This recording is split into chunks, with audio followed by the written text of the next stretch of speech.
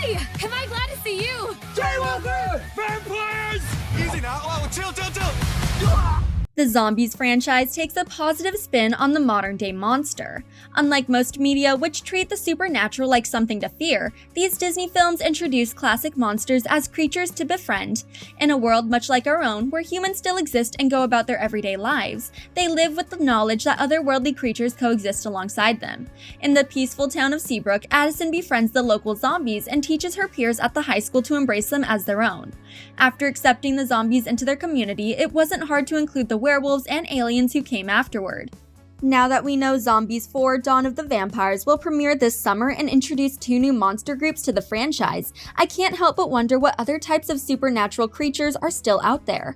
In today's video, I'll discuss 5 creatures we could potentially see in Zombies 4 and beyond. Vampires are evil and ruthless. He's just green and clueless. Thank you. Yes. Wait, that's mean. Number 1. Mermaids. The supernatural creature I expect to see above all else has already appeared in the franchise, albeit in a brief cameo that merely confirmed its existence. At the end of Zombies 3, there's an animated slide that shows merfolk, otherwise known as mermaids, making themselves known to the people of Seabrook as more monsters relocate to the town. So far, they're the only supernatural creature who haven't appeared in a film, with live-action characters available to represent them. However, now that we know merpeople exist and still frequent the sea and inhabited coastlines, Dawn of the Vampires provides the perfect opportunity to introduce their kind to the franchise. In the trailers for the upcoming film, we witness Addison, Zed, and the rest stranded beside the ocean, where they encounter the feuding vampires and daywalkers. Various scenes in the trailer take place on the beach, and if they're trapped by the coast, why not introduce a third group of monsters toward the end of the film, especially if they could lead into Zombies 5. The concept of merfolk existing in the Zombies universe intrigues me because the franchise is marketably a musical. Most of the films include songs and choreographed numbers, so merfolk feel like the perfect monsters to include. They're often lumped together with sirens, creatures of the sea who lure sailors into the water with their songs. While I doubt Addison and Zed would befriend merfolk with negative intentions, helping them make connections with other communities despite the popular stories about them, it's right up the couple's alley. We'll always welcome the unexpected. Number 2. Ghosts. While it may seem like a stretch to include ghosts in this list, the franchise already features zombies who are essentially the living dead. In a world where supernatural creatures exist, including various types who aren't technically alive, I wouldn't bat an eye if there were paranormal activities in the next film or events that the characters couldn't explain. After all, if someone can become a zombie or a vampire, why can't they bypass the stages between life and death to become a ghost? The setting of the next film also provides the perfect ambience to introduce a ghost-themed character. There are various shots of Addison, Zed, Eliza, and Willa sitting around a campfire discussing their lives at college and how much they miss one another. These heart-to-heart talks are nice, but most campers prefer using the fire as a place to share stories, especially ones that have spirits from beyond the grave. Many people would love a ghost character who eavesdropped on the campfire stories and used them as inspiration to prank the campers, making them believe that something malicious haunted their cabin. There's also a touch of melancholy in a character like this. Oftentimes, stories featuring ghosts discuss how lonely they must feel while trapped between worlds. As the other characters never mention ghosts throughout the franchise, we can assume they're undetectable to the living eye if they exist. If that's the case, then I'm sure a ghost would have a lot to say to Addison and Zed if given the chance. And we have a curfew. And for a long time, we were forced to stay in Zombie Town. But we've come a long way since the outbreak. Number 3. Witches and Wizards. Out of all the supernatural and magical entities who could appear in a franchise like Zombies, I'm surprised that witches and wizards weren't on the top of the list. Granted, I'll accept that they aren't the most monstrous of groups, but they still have inhuman abilities and would stand apart from the rest of humanity. There are also some cultures that form on witchcraft and believe it evil, while some stories, including classic children's tales, often view witches as the antagonists. I digress. In a world that has monsters and aliens, I'm sure that magic must exist.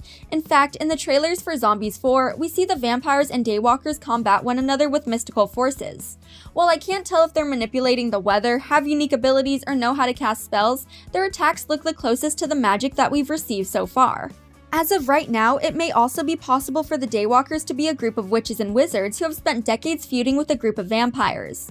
Currently, we don't know what kind of monsters they represent, and from the trailers, they look as human as Addison. Since there's nothing monstrous about them and they appear to have magical abilities, I wouldn't be surprised if they end up filling this category in Zombies 4. Whoa! Number 4. Fairies. Fairies have a well-established reputation in both fairy tales and folklore. Most people know them as mischievous entities that shouldn't be trusted, as they might not have your best interest at heart. Now, I know the franchise is all about learning how to accept new people and coexisting with them, but I would love a film where Addison and Zed really had to work hard to earn the trust of the newest monster group. By now, they have years of experience in bringing people together, but being pushed to their limits by an outside force could help them grow as individuals and reveal what they're capable of when the stakes are high. Addison is also incredibly trusting and caring, so I could see her falling for a fairy's trap and needing to be rescued by Zed or one of their friends. I think having the new monster group actively oppose Addison and Zed at every turn could help shake up the narrative, while also maintaining the familiar themes that fans have come to expect from this franchise. Then, when Addison and Zed convince the fairies to turn over a new leaf, it will feel like a well-earned victory. And I thought she was cool. I thought she was different. I thought she was the one. But I was wrong. Cheerleaders are all terrible. Number 5. Genies. There are all types of supernatural creatures out there, but I'm sure that a franchise like Zombies wants characters with traits and abilities that are recognizable to a younger audience. Few characters are more straight to the point than genies. Everyone knows how the cliché version of a genie works. You find their object, you receive 3 wishes, and then the cycle continues. In the trailer for the next film, we get the impression that the returning cast is struggling to settle into their new lives at college. Addison, especially, is having a hard time as she has to keep up with her career as a cheerleader while also maintaining her relationships. She admits to missing her friends more than once, and her loneliness might be the catalyst that prompts them to take their road trip in the first place. If Addison and the others are truly struggling in school, stumbling across a genie could solve many of their problems, but it could also teach them several important lessons if they aren't careful. My favorite type of genie characters are the ones who feel resentment for their occupation. I've seen a lot of media that exploits the trope of lacking free will and feeling manipulated for wishes, which creates rifts between the genie and the people they meet. For a character like this in Zombies, Zed and Addison might earn their trust by refusing to make any wishes at all, something that is probably easier said than done. A genie learning that their love for themselves and not for their powers for the first time could make for a very compelling story, one that would fit perfectly with the morals and themes of the Zombies franchise. So, you like a girl with brains?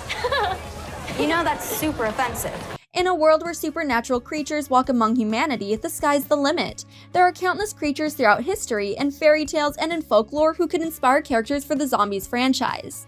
Now that Addison and Zed have left Seabrook behind to broaden their horizons, there's no telling how many new people they'll meet or which group of monsters they'll come from. It's only a matter of time before we have our first full-fledged merfolk character who could easily be joined by a score of other mythical creatures, making their once mundane world feel a little more magical. We have a rich language. 23 different words for brains. Whoa. Thanks for watching. If you enjoyed this video, hit that like button, subscribe to our channel, and turn on notifications to stay updated on our uploads. You know, we tried doing it the nice way, and now it's time to do it my way. All right, we'll have a zombie uprising. Force them to make us equal, or we tear it all down.